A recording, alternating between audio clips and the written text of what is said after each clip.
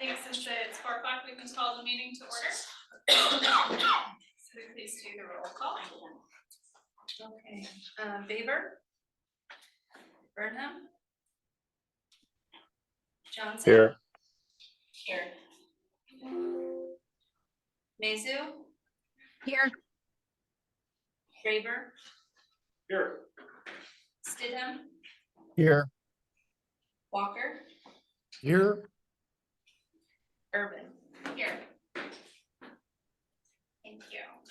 Our first item of business is our elections for the coming year. Is there a motion for president? Yes, I would like to make a motion to name Sherry Baber the new president. Second? Second. All right, all in favor? Aye. All right, We do a minute for online folks to vote. Aye. Hi. Aye. aye. All opposed? Hearing none, that motion passes. Madam Chair, see what happens when you don't attend the meeting? President. And to wrap up our elections, we would also entertain a motion for our vice president. Yes, I move we nominate Linda Mazu, Vice President. Wonderful. Is there a second? Second. Great. All in favor? Aye. Aye. Aye. Any opposed? All right, motion passes, and that is my last official act.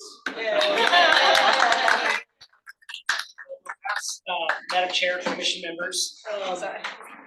with our new president out of, not able to dial in today. And then, of course, Vice President Mizzou is also online. We like to have somebody in the actual session here with us to run the meeting, so it doesn't get kind of clunky and hard to do when you're using both Zoom and have folks internally. So I've asked blast from the past, former president, Vice President Scott Raver, who's was just reappointed by council this past year for 10 years. He's been now on the commission. So I told him, he asked, but I have to do this a lot, and I'm like, no, you're our go-to person when we need somebody to fill in. And so without the president and vice president, I'd like to turn it over to interim president. Thank you, Scott. You owe me. All right, great. Let's continue then with our new business section. First order of business is. That's for the public hearing. Yeah, well, so we have, it's our fees and charges, or no, I think we do the minutes. Yes, sorry. Okay, so item A would be to approve the April 18th, 2024 minutes. Do I have a motion? I'll move we approve the minutes. Is there a second? My second. Any comments? Discussion? All those in favor? Aye. Aye. Opposed? Motion carries. Next item on the agenda would be item B, which is a public hearing. The title of this section is the fiscal year 2025 Parks and Recreation Department Fees and Fines Schedule Update.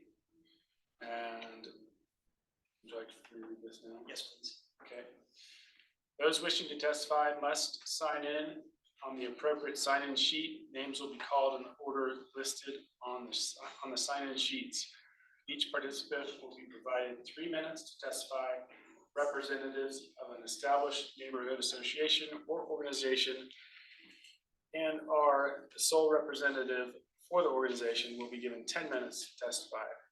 When called to testify, please stand in front of the podium, speak into the microphone, state your name, address, and identify or identity if you are speaking on behalf of yourself or an organization.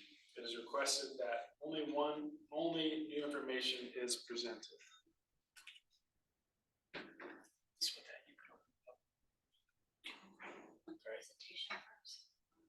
Okay, right, I'm sorry. Thank you, Ronnie. Take charge, Ronnie. with that, we will go to the presentation of the revised schedule of fees and fines. Ronnie? Thank you. Thank you. That was quick. I know.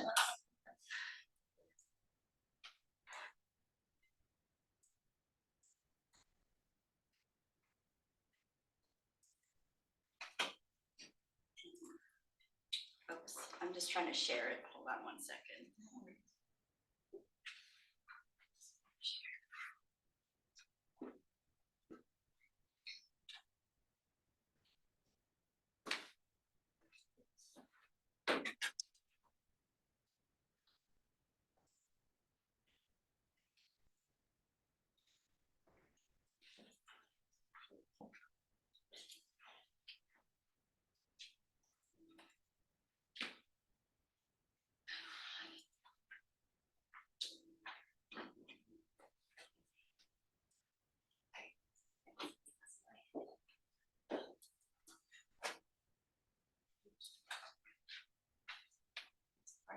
Yeah, can we see? Yeah, can everyone see that, the presentation? Okay. Commissioners, council members, my name is Merlani. I will be sharing the fiscal year FY 25 fees and fines schedule. Our fiscal years from October 1st of 2024 through September 30th of 2025, that's our FY 25 fiscal year. In FY 25, we are looking at bringing in about 14.5 in revenue. This will help offset about a 48.6 million expenditure budgets. Part of that 48.6 million is 14.4 million for indirect costs. We have a total of 570 fees. 19 of those are new and 331 of those will be increased. The fee increases will help offset inflationary costs to help for programming and cost of living. Our non-resident fee is at 55% above our approved fees. We offer scholarships to help families, especially underserved families, older adults, and adults with disabilities, so that even though we're increasing our fees, we do have a scholarship program. With that scholarship program, it's based on household gross income. Any participant or household that experiences hardship can apply for a scholarship. So it's not just based on gross income. If they do have a hardship, we ask them to apply for that scholarship. We have 3 types of scholarships. The first is the Kristen Armstrong Youth Scholarship. That's for participants under 18. They qualify for up to $600 per year. The Adventure Scholarship are for adults with disabilities, so 18 years and older, and they qualify for up to $300 a year. The Silver Rose Scholarship are for adults 62 and over, and they also qualify for up to $300. Boise we work closely with Boise School District, and so that we can provide underserved students with scholarships, as well as a student who may benefit from a program that we provide. Our scholarship budget is $200,000. In FY 23, we enrolled over 16,000 activities with scholarships. And with that, it ended up being about $181,000 that we spent. Year to date, we've enrolled close to 7,000 in activities, which means we've spent about $107,000 of that $200,000. Zoo Boise also has a budget of $5,000 for admissions. That's above the $200,000 that we use for scholarships. So families, underserved families who want to come to the zoo are able to. Last year, we spent about $2,700 of that $5,000 at the zoo. Something new this year is our installment billing. In the past, in order to pay for play camps or anything, you would have to pay upfront. So this year for play camps and outdoor preschools, families could sign up for installment billing.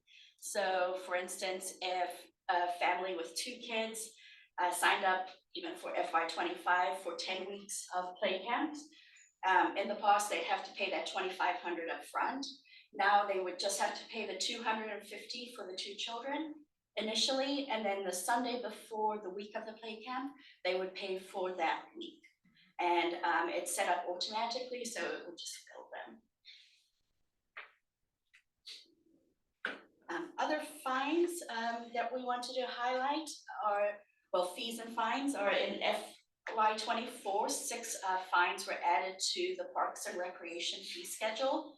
These fines are for penalties listed in City Code under Title 7, Public Parks. The fines would pay for penalties such as smoking in the parks, not giving up after your dog, areas or parks where dogs aren't allowed. We also, in the FY25 memo, want to highlight our partners who run programs at city-owned facilities. So in that memo, we had their fees listed. If those partners want to increase their fees, they do need to approve that by, those need to be approved by our department.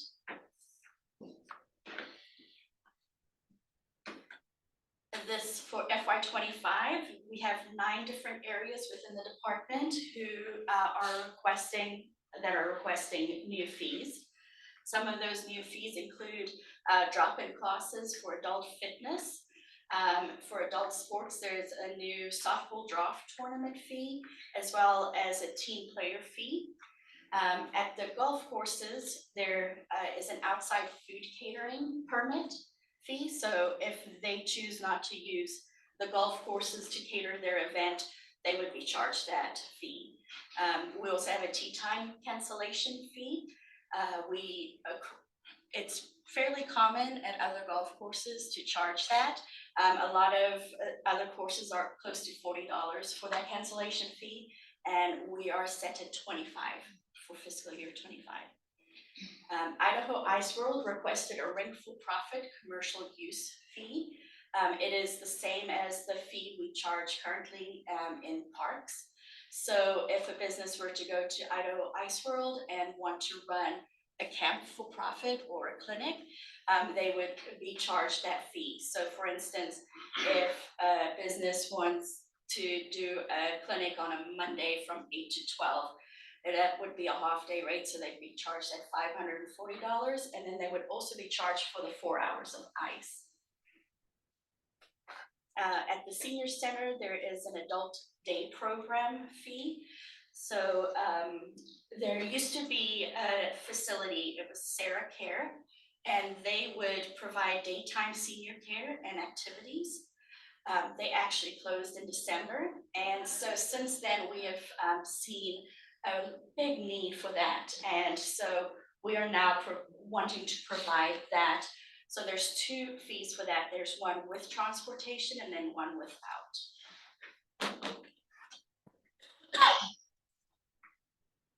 And so in FY25, we are increasing 58% of our 570 fees. That would bring an estimated increase of $300,000 in revenue.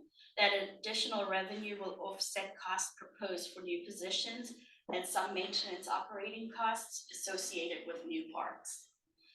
The highest fee this coming fiscal year is our cemetery Saturday fee. We're increasing it to $700, which is actually what Meridian Cemetery and Dry Creek Cemeteries currently charge. At the Adventure Holiday Party fee is requesting to be increased to $10. So it's to really encourage participants to sign up ahead. So they're still going to charge $7 for the holiday party, but if someone were to show up at the door, they would pay the $10. Almost all of the golf fees increased again this coming fiscal year. They are still in line with most of the other 18-hole public golf courses. And so the rental fees, green fees, card fees all fall in line or are even lower. With that, if there are any questions, I'd be happy to answer them.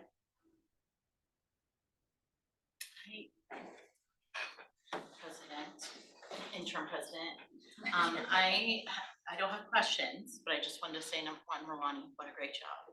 So thorough, appreciate it. And I appreciate all the information you give on the scholarships. That's always my concern, is that making sure that people who want to participate can participate. Yeah, I was recently at our parks, the Ribbon of Jewels event at the library.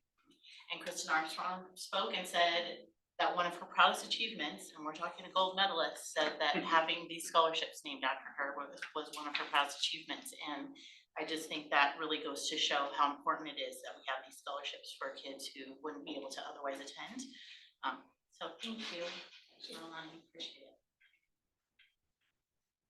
Mr. Chairman, commission members, and just reiterate, I know we had our subcommittee meetings where we went through all of these, so I don't want to repeat everything that was said in those, but I think it's important to continue to point out with our two council members here that I know what their philosophies are in making sure that no one is ever turned away with a lack of ability to pay, and that also there's a concern that that we're keeping prices as affordable as we possibly can. Because if you don't qualify for a scholarship, you still may not be able to afford to have your children in something like play camp all summer long, because that is a substantial commitment from a fee standpoint through the summer. So we pride ourselves in making sure that we're doing the best we can to recover the costs associated with running those programs, but very much cognizant of keeping it as affordable as we possibly can. You did see we had over 16,000 scholarship activities last year, which is huge. I mean, it's like, I'd like to brag that back 20 years ago, we had 245.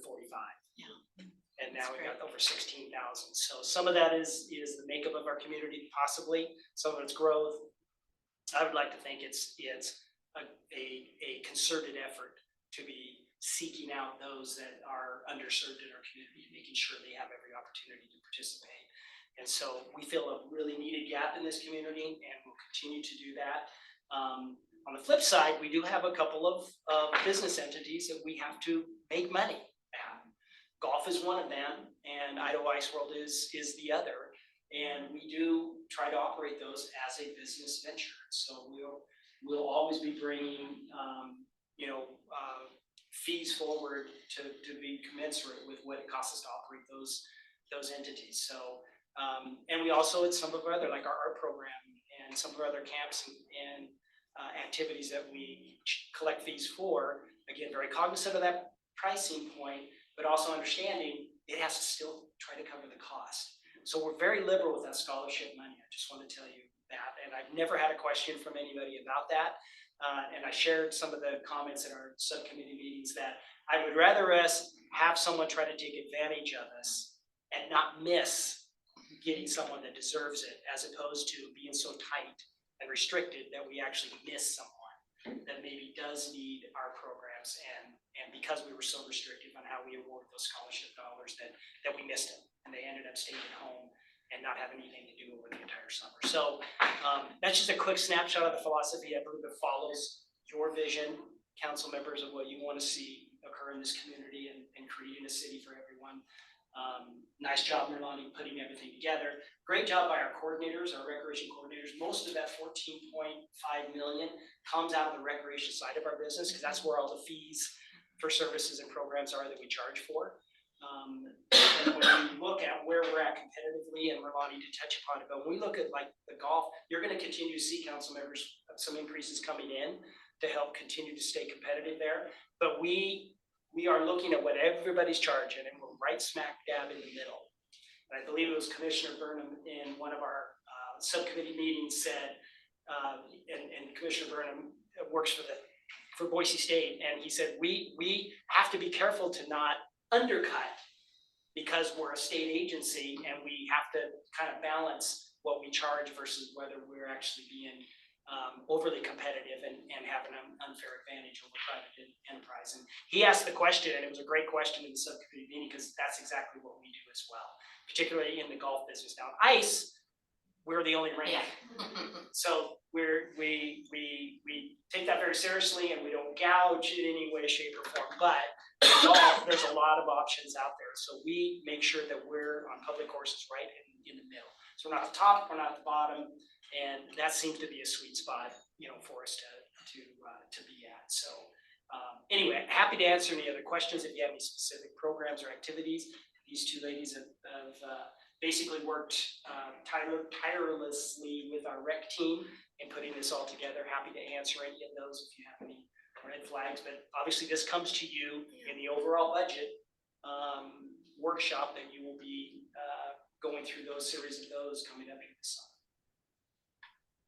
Interim President, thank you so much for the presentation. Very, very well done. A couple of things that I think would be helpful for the public and council to know. How the fees, which fees were decided to go up and why, and then how you calculated those. Doug, you've essentially alluded to it, which is, we're right in the middle of the market, but I think that would be helpful. Because we do that a lot at city council, which is like, here's our peer cities and here's what they're charging. And I also think that helps our residents see that we're not just going like that. So any additional information you could give during our budget workshop, that would be helpful. I'm really happy about the installments for play camp. I mean, I had a little moment of remembering what that was like, and it's so stressful for parents, and whatever we can do in Boise to give parents a high quality option, we should do it. So thank you. I love a good payment plan. Yes. And then just a comment, I saw that you had talked about Boise School District. I just want to put in a plug for West Ada. Both Councilmember Morales, he grew up there. I represent there, so we want to be part of the team. So please remember to include us. Thank you. Mr. President, Commission members, I'm glad you brought that up. We do have a joint use agreement with West Ada School District as well, in addition to Boise School District. The difference, and the gap is getting closed very quickly, but the difference has always been the number of Title I schools, because that's been our philosophies, and we work within the Title I school format with the Boise School District. And in the West Ada, there's very few. There's a couple we're looking at adding. Hopefully in 2025, we will be adding an additional after-school kids city component, adding West Ada School. And so we're working on where that will be. We wanted to be at a particular school. They wanted us there. There is already a service being provided there by another organization. Yeah, I know. And so we backed off because we don't want to duplicate services. We want our resources going where they'll be most effective, and it really wouldn't be at this particular school. But we're engaged in conversations with them. We'll most likely be probably at a non-Title I school, but we'll try to be at a non-Title I school that we feel like we can have the most impact, both in terms of looking at 10-minute walk, looking at the demographics of that school, how close are they to the Title I status. West Ada does it a little bit differently. They do 50% as opposed to the 60%, I believe. They do 40% versus 50 at the Boise School District.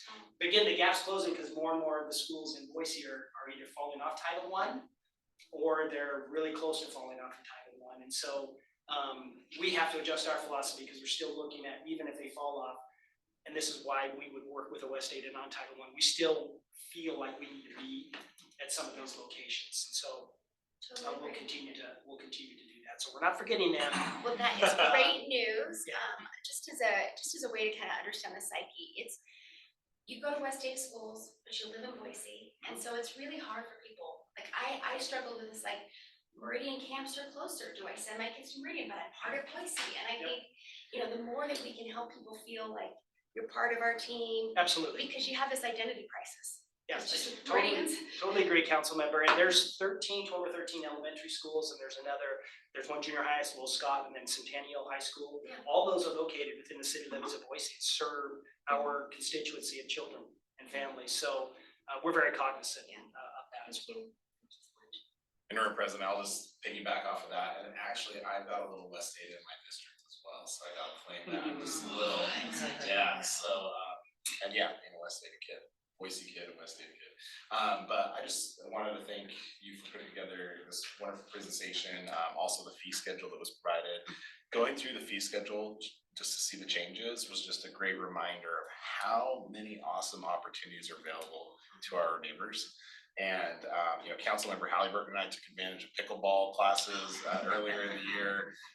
You know, my kids' swimming lessons, all of those things. It was such a great reminder. It was great to see that, you know, these changes are pretty minimal and that they are, you know, inflation cost driven, not necessarily all, you know, market driven, right? It's not just adding to the inflation, it's trying to recoup those costs. And so I really, really appreciate the philosophy that you've shared in trying to make sure that these resources continue to be available, because there's so many of them and we want to keep them. So thank you for putting that together. Thank you. It can be, interim president, commission members, it can be this presentation itself can just be very overwhelming. Because if you just look at one of the slides Merlani had up there was 507 different programs we have. Yeah. And, you know, or individual fees, and when you get these lists, and this is just the list of where we had increases, right? This is all of it. So when you look at this, all of them, it really is Yeah. a lot to look at and to really digest each one individually. But back to your concern, council member, in that each one of those, our coordinators go through and do a cost analysis and determine where are we at on the budget, where are we gonna be going forward, and we recognize we've increased fees or increased salaries, our temp wages, our seasonal wages, and so all that gets factored in, and then they have a bottom line, like, okay, we're in the red here. Great. And we Explain need that. to, we need to bump it up, and they figure out what that bump up is, and it's not a bump up plus 20% profit. It's a bump up just to cover the cost of what we cover. One more comment. Sure. One more thing of praise. I love the idea of a drop-in class because I wanted to take pickleball, but I'll look at the schedule and I can't do this date or that day. And so I love the idea of giving people that flexibility because that just gets more people involved. So thank you. Mr. President, Commissioner, if you, or Council Member, if you just show up to Fort Boise, I think it's Tuesday, Thursday, we have, they would love to have you just show up, and they're playing open pickleball, and they would probably gladly put a paddle in your hand and over here. And make you part of the team. I want to. Doug, I have one comment from the Boise School District, and I just want to say that we so appreciate the partnership and the collaboration to meet the needs of students and kids in the city, and that's been a great thing over the years, and finding ways to scholarship and take care of those needs together, and we've just really appreciated it. Thank you. So we need to open the public We hearing. need to open and close it. Okay, thank you. With that, we will open the public hearing. And do we have anyone from the public wishing to speak? Oh, wait.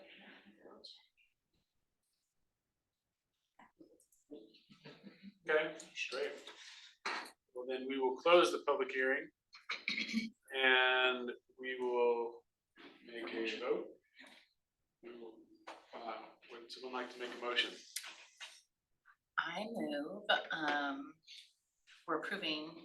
move we approve the changes to the FY 2025 budget So you proposal. yeah, you. I need to read it, I'm Read sorry. me. You can just read it. Yeah, you bet. I move that we adopt the FY 2025 Parks and Rec fees and fines schedule. Thank you. You're welcome. We have a second? Second. Thank you. All those in favor? Aye. Aye. Aye. Aye. And any opposed? Abstentions? Excellent. Motion carries. And we do not have executive session, so any other comments before we take a motion to adjourn? You're present, just in the point of privilege. this year, to thank all the staff of Parks and Rec. The past month, I've had 2 opportunities to go with kids to Watershed and the zoo for field trips. And it is just so great to see all the staff that are involved in making these things possible, especially at the zoo where it looked like there was a dozen staff coordinating, buses dropping off, and class, there was like 10 different classes from different schools, and just such a huge effort that makes such a big impact on our kids. And so a special shout out to that group of individuals for all that they do for other ones. Appreciate it. Thank you. Okay, motion to adjourn. We have a motion to adjourn. I move we adjourn. Second. Second. All those in favor? Aye. All right. Thank you all. Are adjourned.